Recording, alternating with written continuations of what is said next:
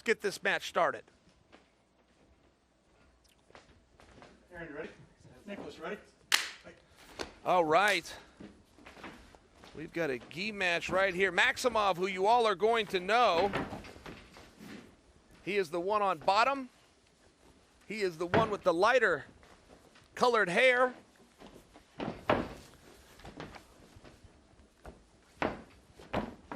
Gi matches, guys, I swear to goodness, is a whole nother sport. Right here. Oh, right here. Maximov's looking for something. This looks similar to the match that we just saw. You're really starting to see this in grappling right now. You're really starting to see attacks below the waist. There was an era where that wasn't true.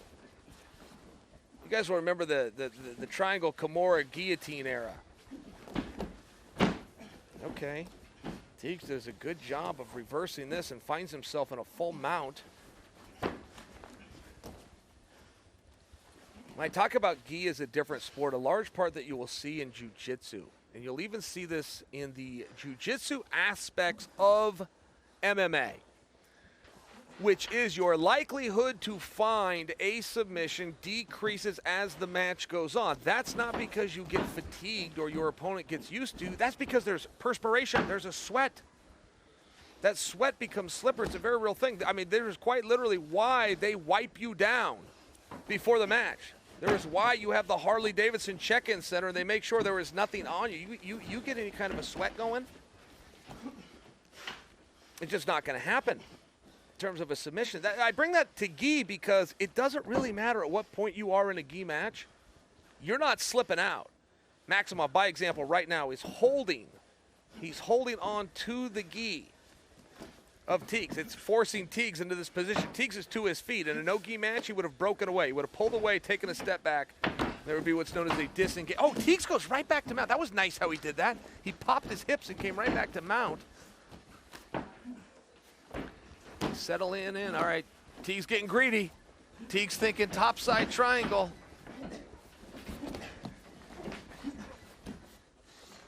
With any submission, prior to seeing the submission, you always see what's known as a risk.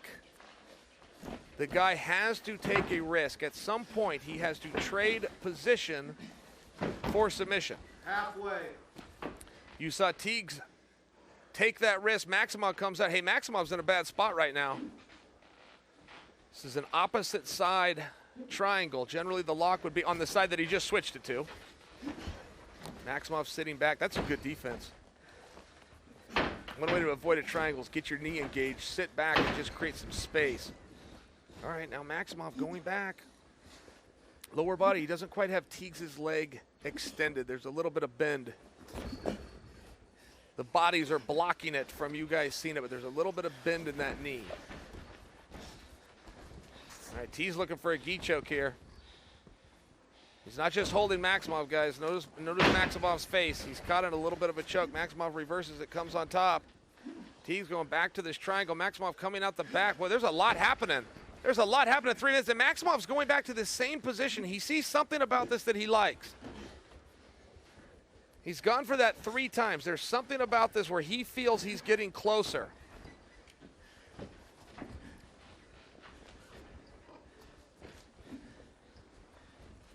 I must tell you, as far as activity and the trading of positions and the attempts of submission goes for a gi match, I challenge you to tell me one that's 4 minutes to lapse that's had this many different transitions. Maximov on bottom. 1 minute. Aaron Batman Tiegs on top. Yeah, reverse that. Batman on bottom. Maximov back on top. Much as though Maximov has been very stubborn to look for some of those lower body attacks, you're seeing Tiegs also not giving up on the triangle attempt. There's something that he's feeling where you think, one more try, I'm almost there. Oh, Maximov, good defense, Maximov. Good defense, slip the knee, pass it by.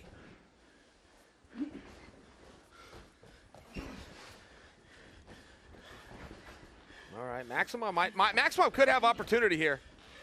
There's a real opportunity. I think that cage is in his way. If that cage was not in his way, he would be throwing the leg over and sitting back to an armbar.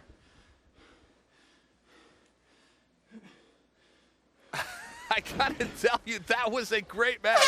I could not believe I'm about to say this. That's been 5 minutes. That might be the fastest 5 minutes I have ever seen in grappling. Okay. All right, back in bout they go. Nicholas Maximov, to name drop for you guys, longtime student of the great Nick Diaz Academy. Red one. Nicholas is going to take his back. Red wins the toss, which is Maximov. Maximov's choice. Maximov has elected to take the back of Aaron Batman Tiegs. Ready? Go! Time matters here. Allow me to condescend to you longtime fans as a way of educating our new fans. Right now, the options are pretty straightforward. Okay, we're done. We're done. As you saw right there, Tiegs was able to escape the position. The moment he escapes the position, the referee will stop the action. Simultaneously, there is a stopwatch going. Go! While they're trading that position back, and now it's Tiegs' turn to look to finish this match. Maximov also has a job to do, which is to escape the position and do it faster than Tiegs did it. Oh, Tiegs being smart. Look at this.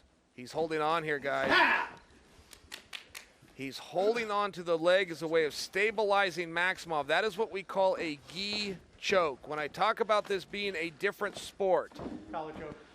understanding, utilizing, and ultimately attacking with the gi is a sport in and of itself. I must tell you, Maximov did an awesome job with defense. When you get in the overtime and you give your opponent a position, yeah, okay. Yeah, sure. He might be able to find it. Going to recap this in a minute. Before we do that, let's send it to Kevin Keeney and make this official. Ladies and gentlemen, your winner by collar choke at 19 seconds of overtime round number 1, Aaron Tiegs.